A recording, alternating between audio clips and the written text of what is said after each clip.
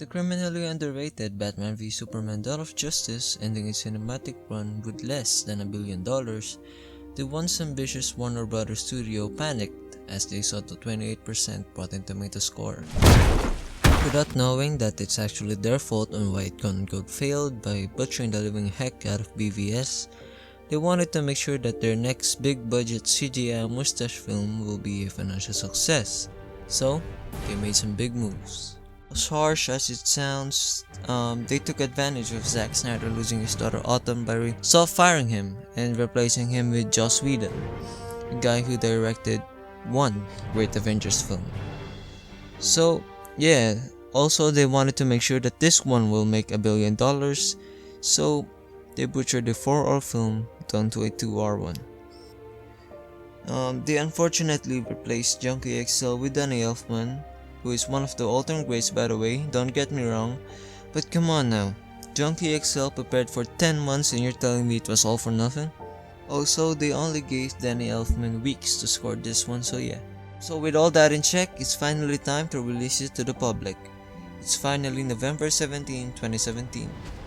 Me and my family waited in line for what could possibly be the greatest superhero team-up movie of all time.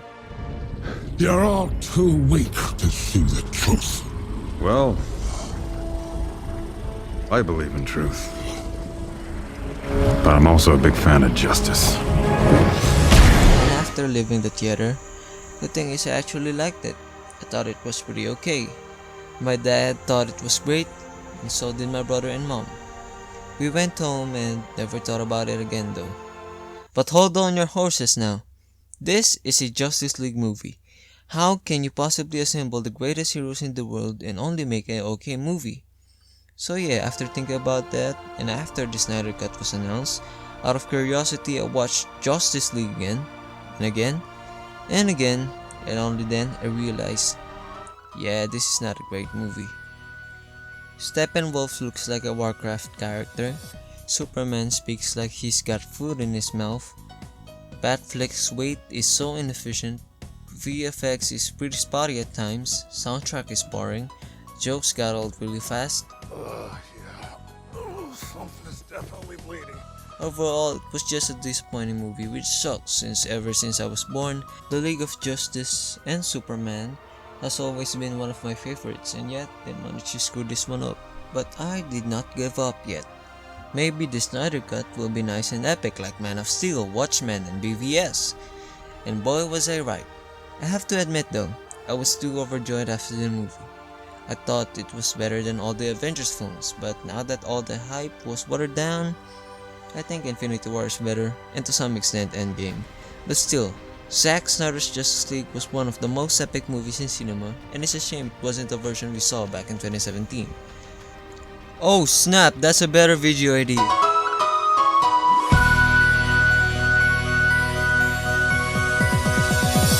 So, now that justice has been served to the infamous 2017 film and to its director, it led me to wonder, what if this was the version we saw back in 2017?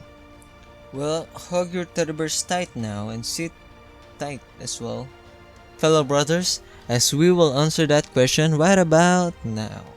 Let's go to the two things that drives Warner Bros. The most: quick responses and box office numbers. With Zack Snyder's Justice League getting a fresh Rotten Tomatoes score at 71%, with most complaints being that the film is way too long, it is safe to say that the Snyder Cut in 2017 should have at least an 80%, since I made a cut of Zack Snyder's Justice League that only lasts for 2 hours and 30 minutes, just so that this one will have at least an extra point in realism.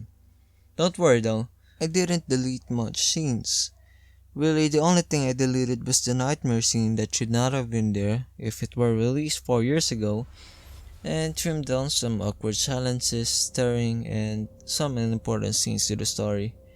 So yeah, now that the one critic no-no has been resolved, how about the money?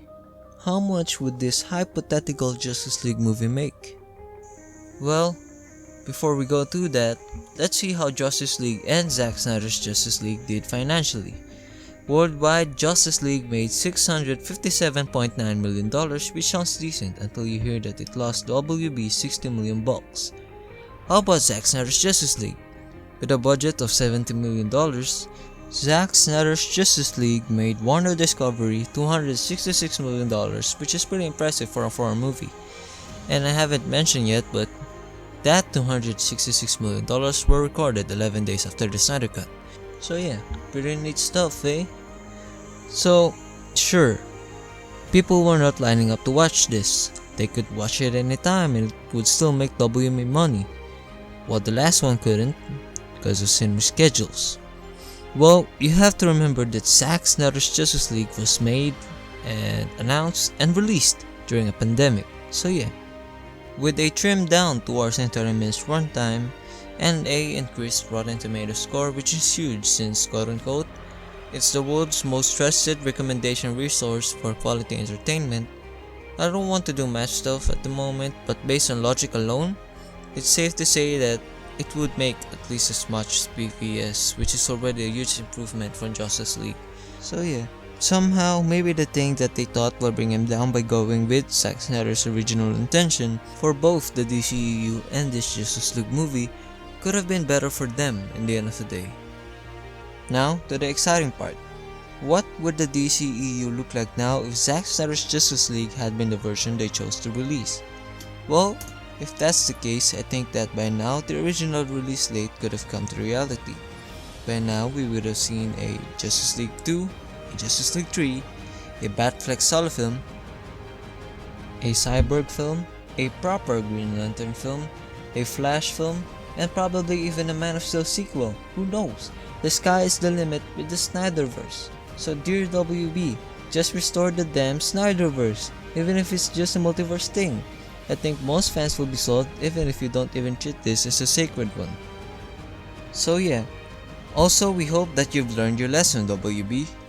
Have faith in the one man that has a vision for your extended universe, and the eagerness to see this universe succeed. That's about it for me.